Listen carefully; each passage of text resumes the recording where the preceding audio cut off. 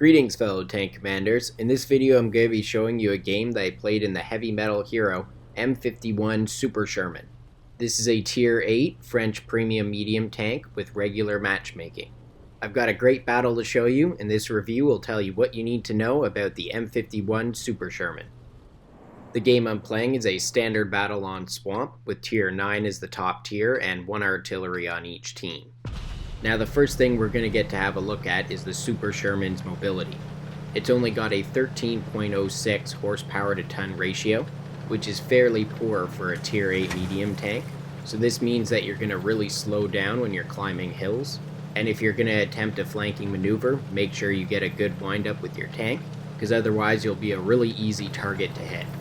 It's got a decent top speed of 43 kilometers per hour, which definitely doesn't make it the fastest tier 8 medium, but it's more than enough to get on the sides of heavy tanks, keep up with assault moves, claiming positioning early in the game, and for repositioning. Its track traverse speed is 42 degrees per second, which once again doesn't place it in the top of its class for mobility, but it's still plenty for what you're going to be doing with this tank.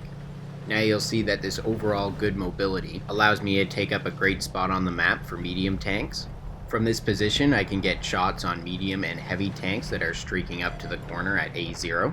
Getting early game shots like this is really important for the Super Sherman because your gun hits quite hard, so you'll take a big chunk out of the enemy right off the start of the game. Now don't make a mistake and overextend. You're better off just hanging out in a slightly passive position and just focus on spotting out and getting those 1 or 2 damage hits. The most important thing while doing this is not to take any damage yourself. Make sure to keep rolling back and forth around cover because you have terrible hull and turret armor. The frontal hull armor is only 51 millimeters thick with only 38 millimeters on your side and rear. So even the heavy metal hero FV305 artillery will have an easy time getting a full penetration on you. And if you're peeking over cover, your turret armor really isn't going to bounce anything either, since it's only 64 millimeters thick all the way around. So the main thing is to not take damage hits yourself, while still being helpful for your team. This is where equipment comes into play. The tank gun rammer is important to have because even with it, I still have a 10.5 second reload. So this actually works in favor of the peeking game style, because during your reload you hide behind cover, and hopefully the enemy will be distracted by your teammates at the end of your reload and you can go out for another shot.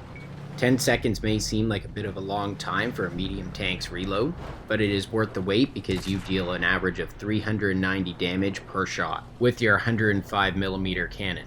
So you're hitting an enemy as hard as a T-34-3, which has the 122mm cannon, and as hard as a lot of heavy tanks at tier 8 and 9. So if you end up trading shots with a medium tank, it's no problem. Now most of the time you're not going to want to linger out in the open and wait for your shot to be fully aimed, so a vertical stabilizer will help make you more reliable in those peaking situations, and even when you get the chance to take those more fully aimed shots, you only have an aim time of 2.4, which is pretty great for a tier 8 with this caliber. Now we're going to talk about this gun's reliability in terms of accuracy and penetration. This gun has a great accuracy for its size of 0.35, so you may be thinking with a long reload time and decent accuracy, why would you not snipe with the tank? This is because your penetration is slightly lacking with the gun, considering that it doesn't have preferential matchmaking.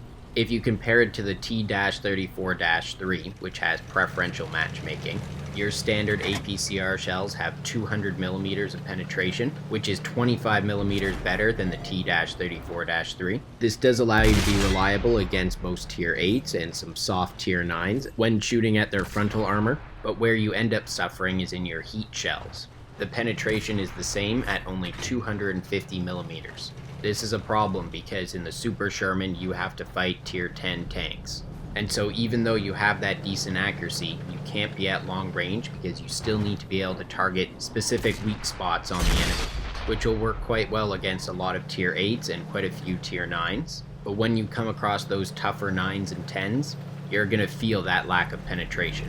When you consider all these stats, the best area for you to fight in is about 200 to 300 meters away from the enemy, which is going to be enough to remain safely in cover during your long reload. It will allow you to spot out enemies for your teammates, which is always important for a medium tank to do. Your 390 meter view range should be enough to spot out most targets at that medium distance, and especially if you have coated optics. And the other main reason why you don't want to be too far back from the enemy is that the Super Sherman is good at supporting assault moves. Your good mobility allows you to get around enemies' flanks, which is also a great way to help compensate for that lower penetration, because your gun will be able to pen the sides and rears of tanks quite easily. Try to position yourself off to the side of where the main fighting is. That way you have a better chance of getting shots on the sides of enemies, and when it comes time to make assault moves, you're already on the enemy's flank, and hopefully even out of their line of sight. Now unfortunately this is the only opportunity this game that you're going to get to see the Super Sherman's gun depression at work. It's got 10 degrees of gun depression, which makes peeking over hills a very good strategy for getting shots. And although it hides your large tank profile, do not keep your turret out in the open for too long to give the enemy any easy shots, which will probably go through.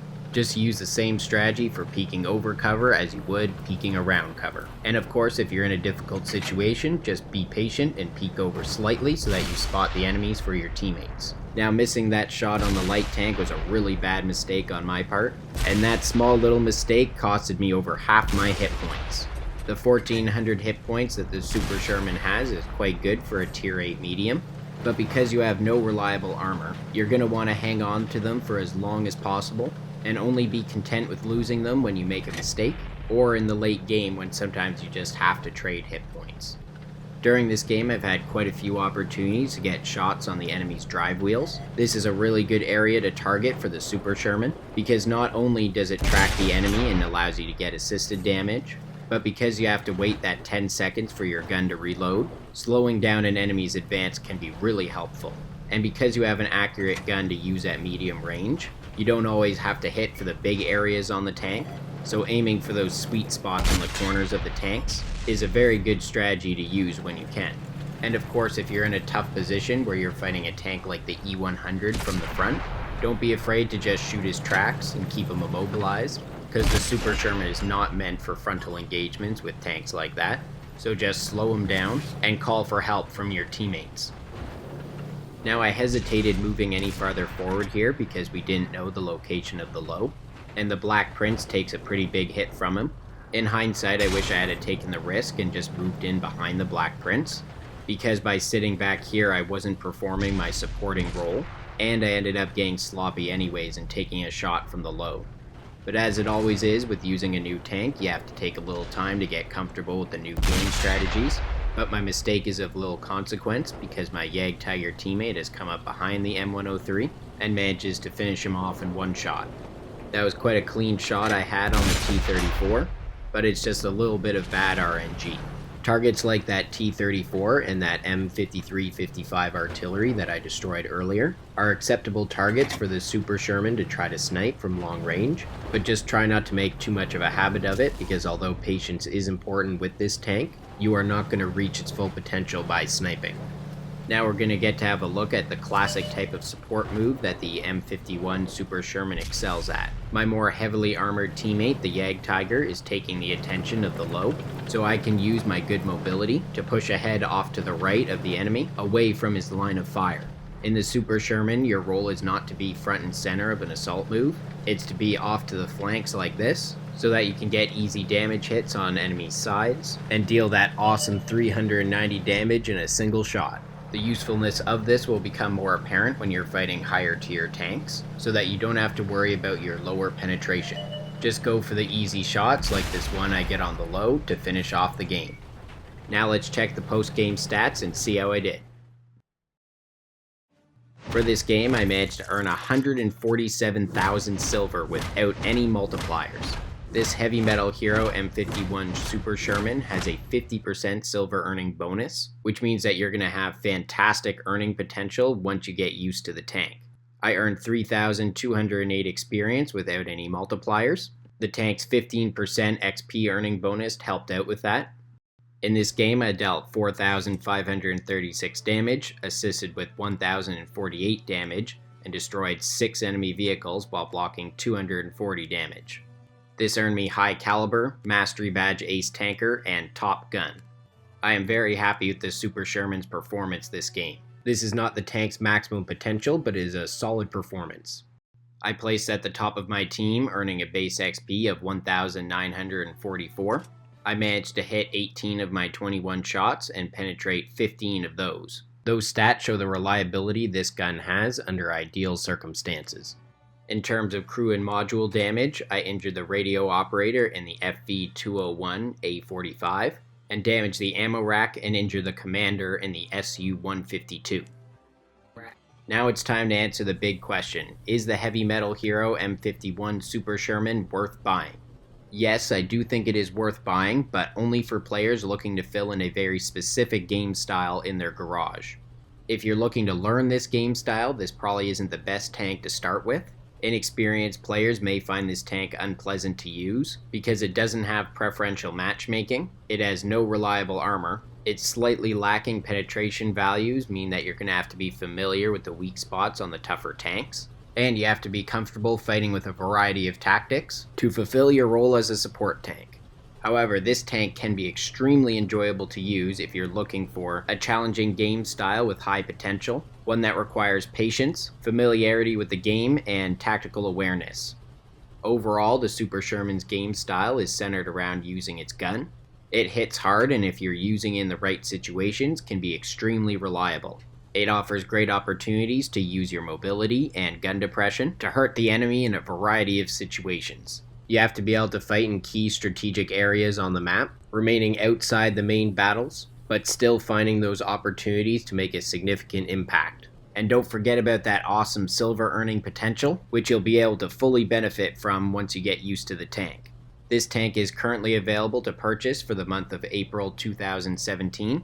You can buy it through the Mega Bundle, which allows you to get all 3 heavy metal hero tanks for 30,000 gold, which even though it is very expensive, it's actually pretty good pricing. If you're looking to just buy the Super Sherman, you can buy it on April 14th through individual packages that range from 9,800 gold to 12,100 gold. Make sure to carefully consider if this game style is for you before buying the tank.